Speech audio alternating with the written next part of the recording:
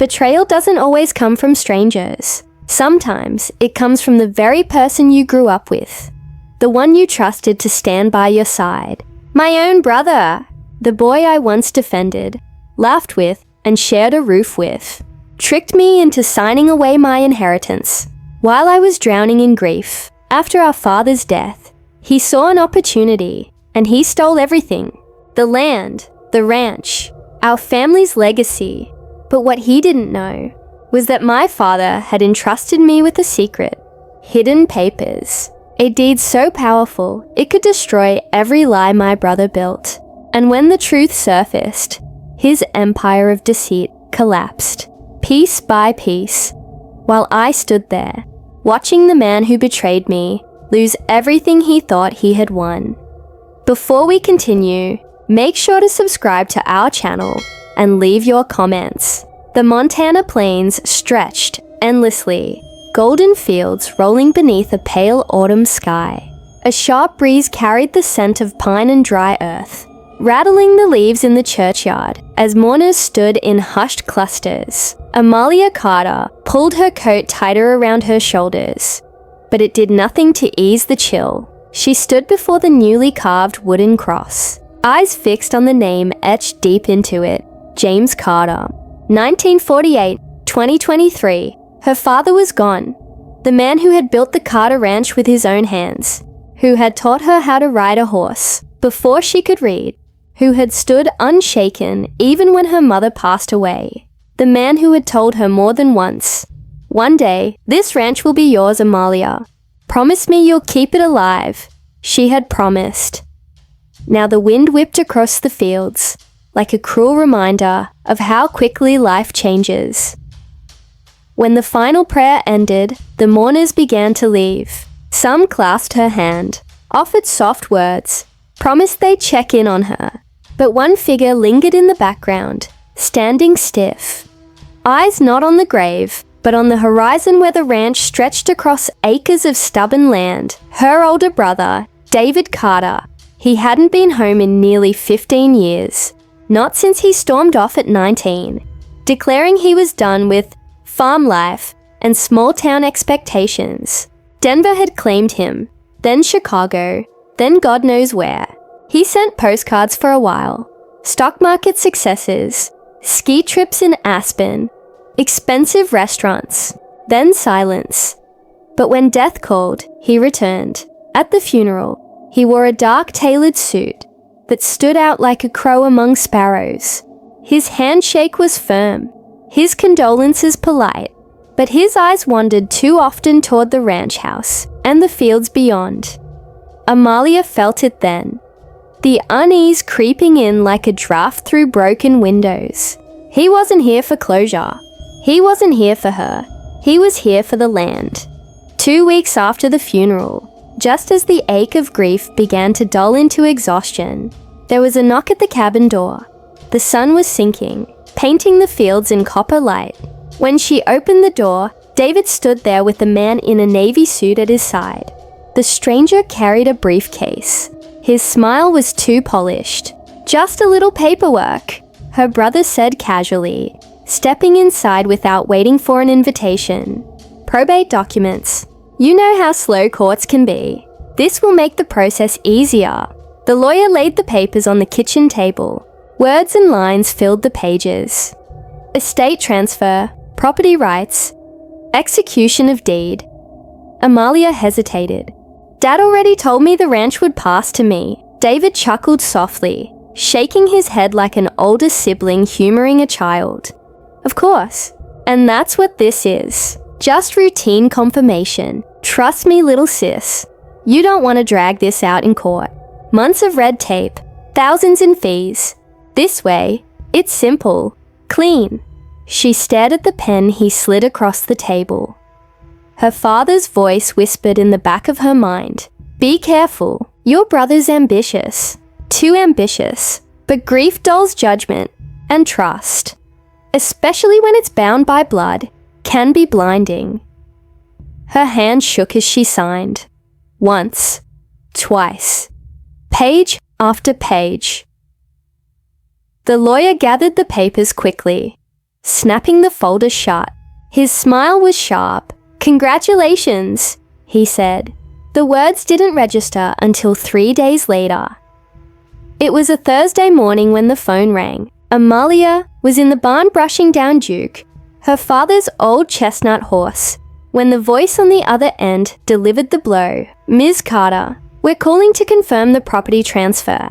Effective immediately. Carter Ranch is under the sole ownership of Mr. David Carter." Her brush slipped to the dirt. I'm sorry, what? "The deed transfer was filed and approved yesterday. It's official." The line went dead. For a long moment, she stood frozen, her breath shallow, her heart pounding. Then, in a daze, she drove into town, stormed into the county records office, and demanded the documents. And there it was, her signature, his name, his property. Her entire world reduced to a stamp and a line of ink. The next morning, before dawn, she was at his condo. The city apartment was sleek, modern, everything the ranch wasn't. He opened the door in silk pajamas, whiskey glass in hand, smiling like the devil himself. "Well," he drawled, "looks like you got the news." Her voice cracked with fury. "You tricked me. That ranch was Dad's life. Our life." "Correction," he said coolly, setting his drink down. "It was his dream. Now it's mine. You conned me into signing it over." He leaned against the counter, smugness radiating off him. "Nobody forced you. You had every chance to read those documents. But you didn't. You trusted me. That's on you." The words cut deeper than any knife. "Why?" she whispered. His smile widened. "Because you'd never do anything with it. You'd waste it, clinging to Dad's old ways. I can make something of it, develop the land, sell it, profit." Her chest tightened. This wasn't just greed. This was betrayal in its rawest form. She turned without another word, not because she was defeated, but because she was already planning. That night, sleep refused to come. The cabin walls felt like a prison, the silence unbearable. She replayed every memory of her father, searching for strength, for guidance. And then it came to her, the night he sat with her on the porch years ago, when his heart first began to falter. "You need to be careful, kiddo," he had said, his weathered hand gripping hers. "Your brother, he's ambitious. If anything happens to me, he'll sniff around for the ranch. But I've made sure he can't take everything. The real deed is safe. One day, you'll know where to find it." At the time, she brushed it off as paranoia. But now, those words echoed like prophecy. The real deed. It was out there, waiting. Over the next few weeks, David strutted through town like a king who had finally claimed his throne. He fired the ranch hands who had been loyal for decades, replacing them with cheaper, inexperienced workers. He sold off cattle, slashed maintenance budgets, and flaunted his smart investment at bars and dinners. But recklessness leaves cracks, and Amalia knew all she needed was patience. One cold evening, while sorting through a box of her father's old ledgers, she found something wedged between the pages. A small, yellowed envelope with her name scrolled across the front. Her breath caught as she opened it. Inside was a brass key and a note in her father's familiar handwriting. "If you're reading this, it means I'm gone, and the worst has happened. Don't trust your brother. The real deed is in the safe beneath the floorboards in the back of the barn. You'll know what to do when the time comes." Her hands shook. Tears welled in her eyes. He had known. All along, he had known this day would come, and he had prepared her. Before dawn the next morning, she drove to the ranch. The place already bore scars of her brother's carelessness. Fences sagged, weeds spread like disease. The barn loomed tired and neglected. She slipped inside, inhaling the scent of hay and dust, memories flooding her. This was where she had learned to saddle her first horse, where her father had shown her how to mend a broken gate, where she had cried into the straw after her mother's funeral. At the far end, near Duke's old stall, She knelt beside a warped floorboard her father had once told her never to touch. Her fingers pried it loose. Beneath lay a steel lockbox. The key slid in perfectly. The lid creaked open. Inside, wrapped carefully in oilcloth, was a single document. The deed. Her name. Her inheritance. She pressed it to her chest, tears streaming down her face. Her brother thought he had won, but he was wrong. The war had only begun. That night, back in her cabin, the paper lay spread across the table, illuminated by the flickering glow of an oil lamp. Betrayal burned inside her like wildfire. David had humiliated her, stolen from her, tried to erase everything their father built, but he had failed. Because she held the one weapon that could destroy him, and as the Montana wind howled outside, Amalia swore she would not just take back what was hers. She would make him regret ever underestimating her. This wasn't just about land anymore. It was about blood. It was about legacy. It was about revenge. The real deed sat in her hands, proof of her father's foresight. But simply possessing it wouldn't be enough. Her brother was cunning, arrogant, and backed by lawyers who smelled profit. If she walked into his condo and waved the paper in his face, he'd deny everything, claim forgery, bury her in litigation. No, this would take precision. Sitting at her father's old desk, she spread out the deed beside a legal pad. The edges of the paper trembled beneath her fingertips, not from doubt, but from fury.